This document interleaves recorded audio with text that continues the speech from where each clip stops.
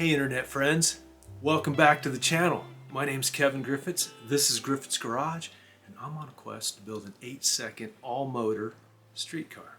A real legit streetcar. License plates, mufflers, pump gas, 8 seconds. A streetcar that seats 4 people and does wheelies on Main Street. Those videos are coming. I didn't say what Main Street. Might be that Main Street down in Mexico. I don't know, but those videos are coming. Here's the thing, I'm supposed to be working on my transfer case for my truck. My truck's down, my transfer case is in a million pieces on the bench. Mrs. Griffiths thinks I'm out here working on it. But I keep walking by the 588 and she's looking sad. Here's the thing. Ever since I made up these fuel lines, this fuel pressure regulator's been just kind of hanging there. If you go back and look at some of my old videos, you'll see it's either propped up with a piece of wood or it's hanging here. Here, look, I'll make it look good real quick. There, that's how it should be. Here's the problem. Aeromotive, they send you this. This little piece of sheet metal to mount this really gorgeous aluminum fuel pressure regulator. I'm not putting this on my car. No offense, Aeromotive, I'm not putting this on my car. So, in this video, as long as we don't get caught by Mrs. Griffiths, I'm going to take this piece of aluminum that I got out of the landfill and I'm going to make a fuel pressure regulator mounting bracket out of it. Something that I can be proud of. Something that looks good, sits up front on this motor. Alright, how about we go over to the drawing board and I'll show you what I'm thinking. Let's go.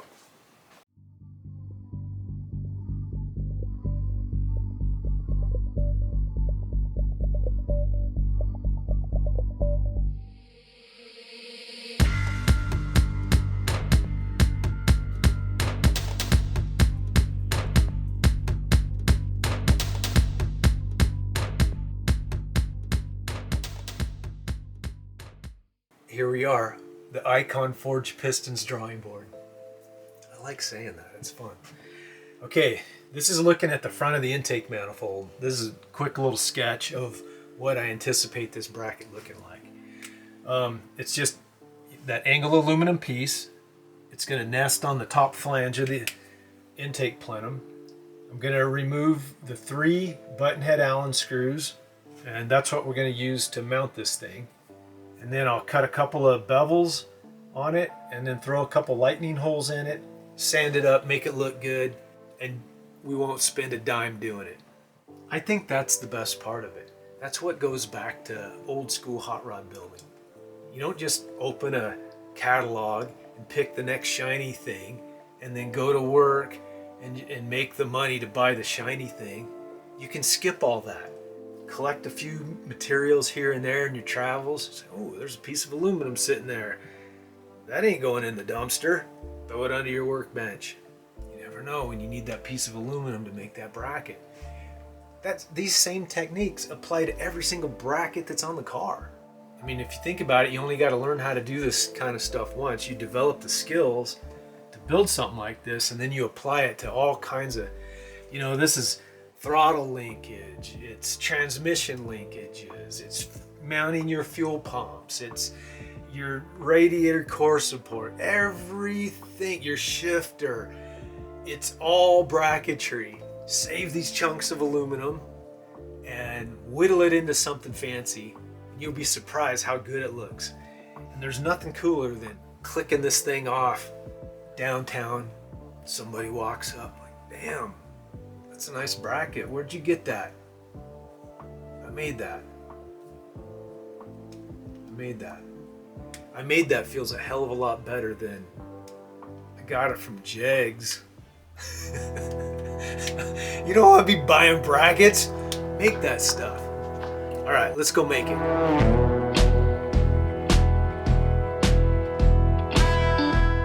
We held it up to the intake, kind of guessed about how long the bracket needs to be. Take my trusty square. Just kind of made a line, followed the line around to the other side. Now we're going to cut this bracket with the jigsaw. All of our cuts are going to be on one side of the line. When I'm done, I want to make sure there's a little bit of that black line left. So I'm going to cut kind of down the middle of it, but a little on the one side. So that way, when I sand it down the rest of the way, there'll be a nice reference line that we can sneak up on and have a nice sharp straight edge. It's super important, right? All the edges got to be straight and precise and sharp. It'll just make the part look that much nicer when it's done.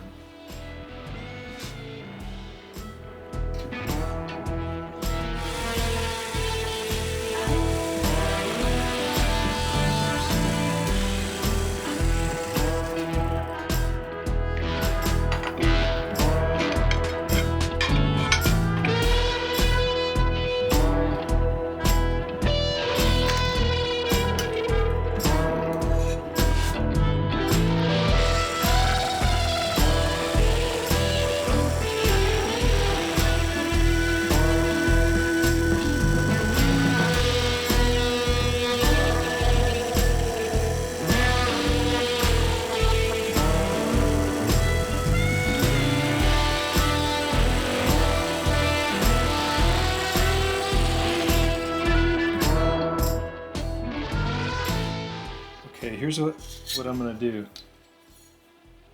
So the bracket needs to be straight in line with the front of the engine.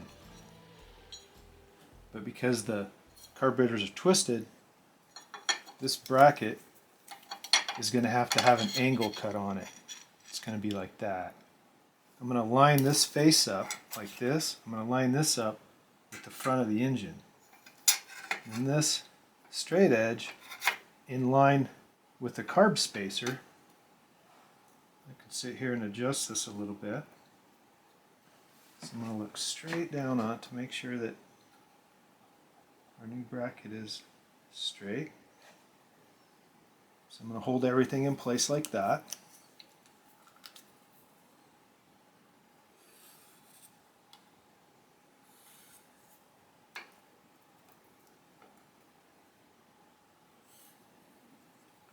Just like that. Now that's going to be our angle. The jaws and the vise, they're kind of rough, so I'm going to put that in there. So that way I have less things that I got to polish out of it after the fact. A little bit of WD-40 there, that'll keep the teeth inside the blade from clogging up with aluminum. Because once they do that, it won't cut anymore. It's just a fine metal blade. Need to raise it up a little bit more.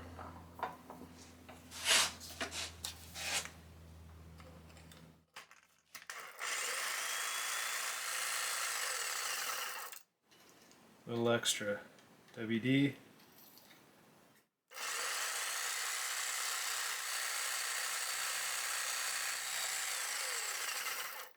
You almost can't have enough lube.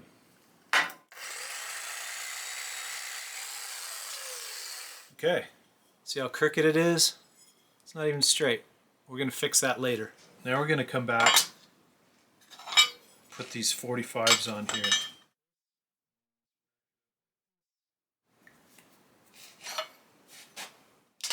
Now we're going to cut both of those off.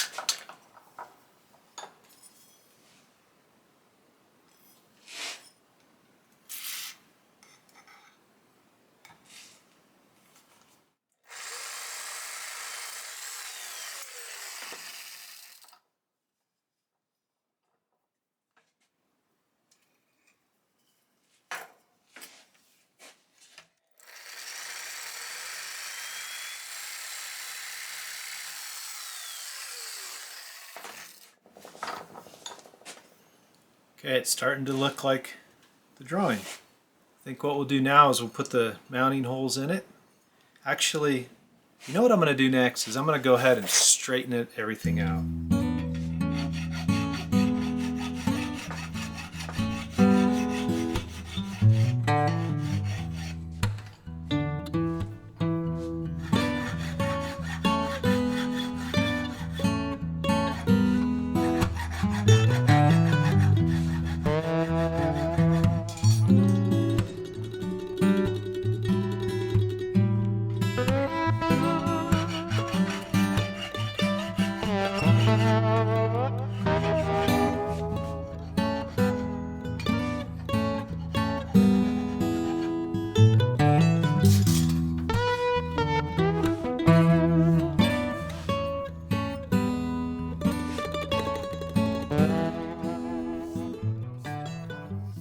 Okay, when I put the fuel pressure regulator up against this new bracket, because of the height at which it mounts, it kind of covers that whole area that I was going to put a lightning hole in.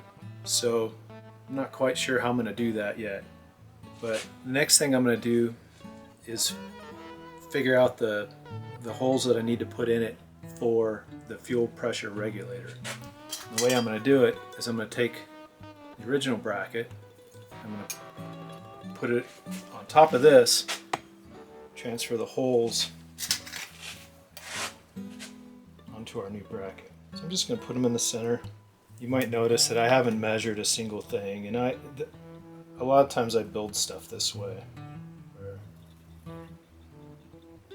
I don't really measure, I just kind of put it up there and think, needs to go about there. Okay, let me get a center punch and then we'll drill these.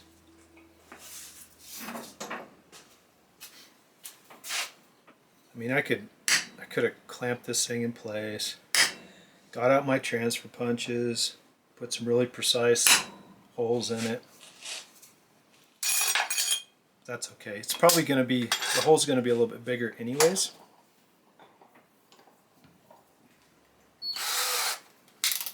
The screw's a 1024. So I'm just going to use a bit that's a little bit bigger.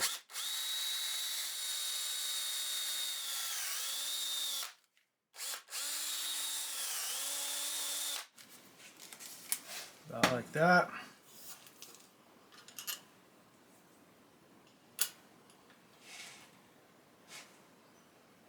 Okay, that's just for reference. I got to get some longer 1024s because I need to put a spacer on the back side, so the screw's gonna be longer. Okay, I think what we'll do now is we'll go ahead and lay out the top holes.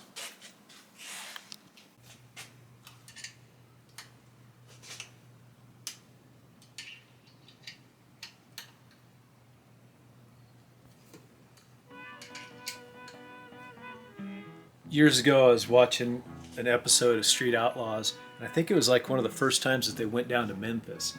And there was a young Kai Kelly racing his car, you know, famous nitrous guy, and he ended up having a nitrous backfire, and it blew his plenum apart.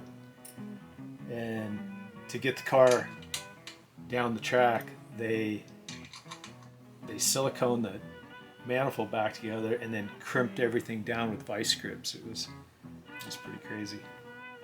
Our old trusty Dykem layout die. I'm just going to put some dye on the back side. What I'm going to do is I'm going to clamp this in place, and I'm going to scribe them from the back side to get each of the hole locations.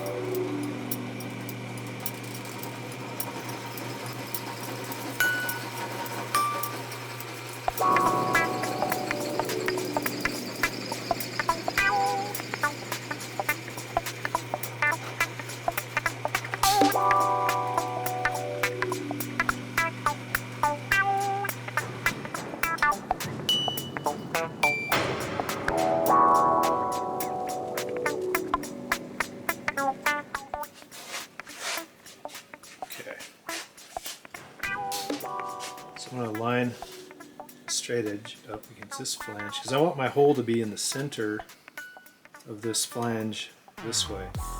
So I'm going to make a scribe mark in this area.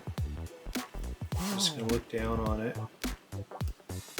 line it up like that.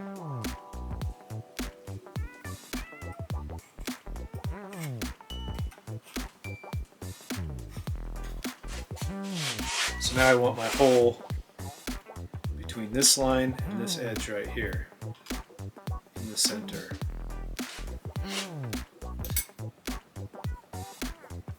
If I line the line up at that corner,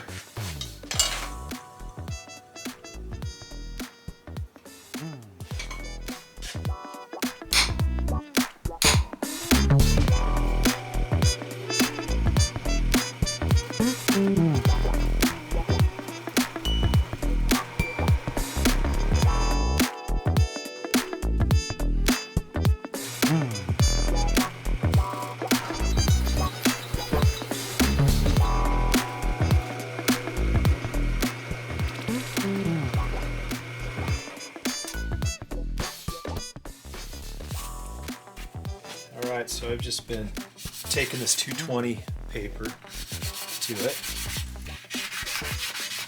sanding all the scratches out. This takes a while. It's not fun. So you just start working on it until you get all the heavy scratches out. And then what we're going to do is we'll probably hit it with I think this is like 400. Yeah, hit it with some 400 and maybe some Scotch-Brite after that. There's no real shortcuts. You just got to spend time doing it. Get all the scratches sanded out, so that way when you polish it, it comes out really shiny. And the idea is to just go from coarse paper fine paper.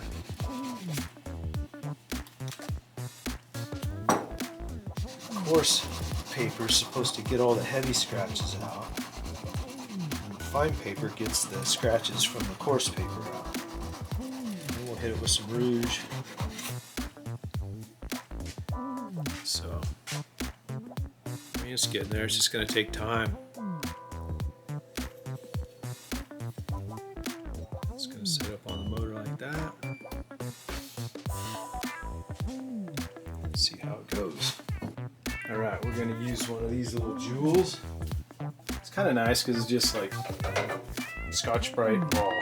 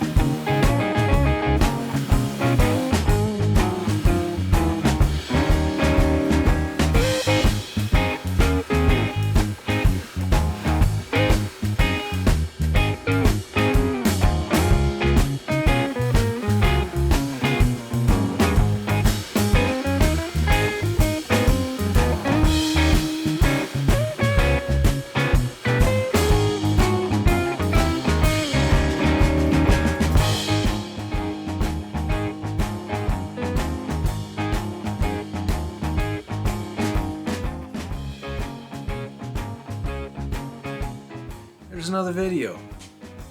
Didn't spend any money, didn't go to the hardware store, did it all in this tiny little garage. Hand tools, basic stuff. My buffing wheel is just an old grinder that I pulled the grinding wheels off and then stacked some Harbor Freight buffing wheels together, and that's what I use to polish little parts like this. It's not a super great setup, and I'm sure if I had a legit buffing wheel, it would be a little bit better. That one, when you start to lean on it a little bit, that motor's worn out and it just doesn't have the power that you need. I'm pretty happy with how it came out. It looks pretty custom. Anyhow, hope you all enjoyed the video. Got a lot of cool stuff coming. Pistons are going to be here probably any day. I don't know. I got plenty to do though. I'm not waiting on anything. I'm not waiting on the pistons. I'm just waiting on me. So the more I can stay motivated, the quicker I can get through this. I'm super excited. We're now in fall, and this is my time of year to get a lot of stuff done. I can only imagine what it's going to be like in the spring. When the roads thaw out, this thing's probably going to finally be running. I don't want to jinx myself again by putting any deadlines on, but I don't see any reason why it wouldn't be. So we'll see how that goes. There'll be a lot of videos between now and then. Hope everybody's having a great weekend, and I'll see you soon. Thanks.